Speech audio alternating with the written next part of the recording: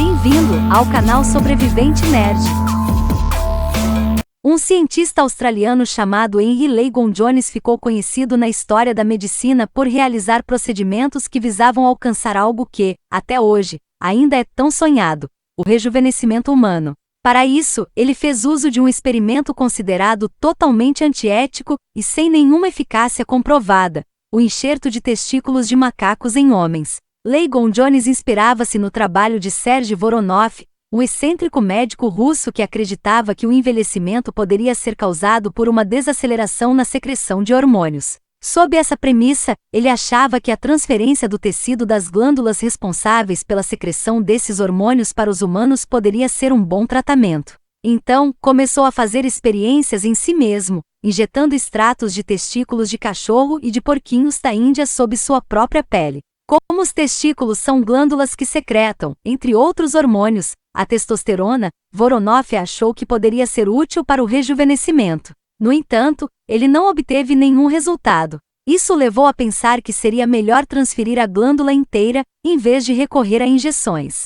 Assim, passou a realizar cirurgias de transplante de testículos de criminosos executados em homens milionários. Com isso, Voronoff se tornou muito famoso. Tanto que chegou um momento em que não havia crime suficiente para lhe fornecer órgãos, então, ele mudou para testículos de macacos. E foi esse novo procedimento que chamou a atenção de Legon Jones. Henry Legon Jones ficou conhecido como Dr. Monk Jones. Imagem: The Sydney Morning Herald. Monk Jones fez mais de 30 cirurgias em uma década. O australiano, na época farmacêutico, aprendeu francês só para ler os livros de Voronoff que, apesar de ter origem russa, desenvolveu todo o seu trabalho científico na França. Totalmente fascinado pela técnica, Legon Jones decidiu, em 1929, se colocar nas mãos de seu mestre e fazer um enxerto de tecido de testículos de macaco para prevenir o envelhecimento. Além disso, após aquele primeiro encontro, foi contratado como assistente pelo cientista,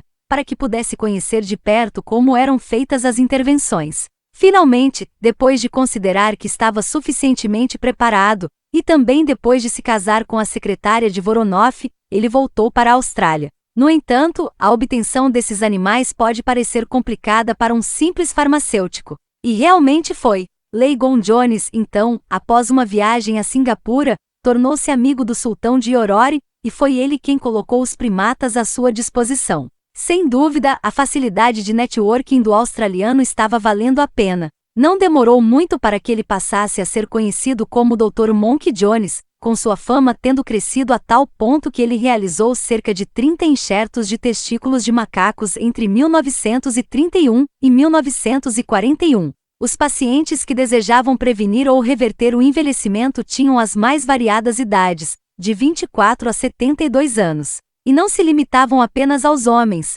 Ele também fez 6 enxertos de ovário, um deles de tecidos de uma macaca grávida. Voronoff teve sua carreira interrompida quando outros cientistas expressaram forte rejeição aos seus métodos, gerando dúvidas em seus possíveis pacientes. As críticas, que duraram longos anos, o levaram a ser vinculado à transmissão do vírus HIV dos macacos para os humanos. Mas isso nunca ficou provado. Já no caso de Monk Jones, tudo foi muito diferente. Ele tinha cada vez mais pacientes e chegou a ser convidado a apresentar seu trabalho a outros cientistas em uma conferência de graduação em um hospital de Newcastle, no Reino Unido. No entanto, sua morte resultante de um ataque cardíaco aos 75 anos o impediu. O uso de testículos de macaco como enxerto em humanos contribuiu para a ciência. Interessados no que seria o conteúdo da palestra, diversos cientistas tentaram acessar os registros do australiano. Eles perceberam que eram impecáveis, além de muito detalhados,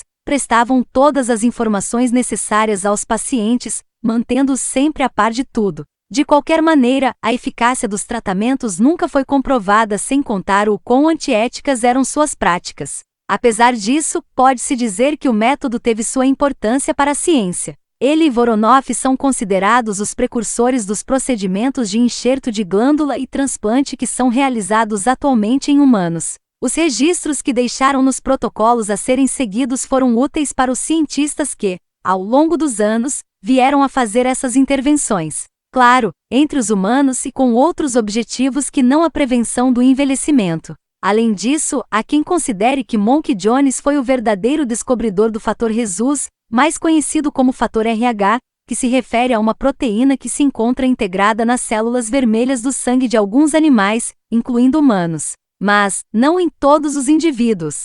Portanto, sua presença ou falta é indicada no grupo sanguíneo com os símbolos mais. Oficialmente, considera-se que os descobridores desse fator foram os cientistas Carl Landsteiner e Alexander Solomon Wiener, que popularizaram seu uso. No entanto, Monk Jones já o havia mencionado em relatórios de seus transplantes de testículo de macaco. Com essa história, podemos ver que, na ciência, às vezes, até o mais absurdo pode lançar as bases de algo útil.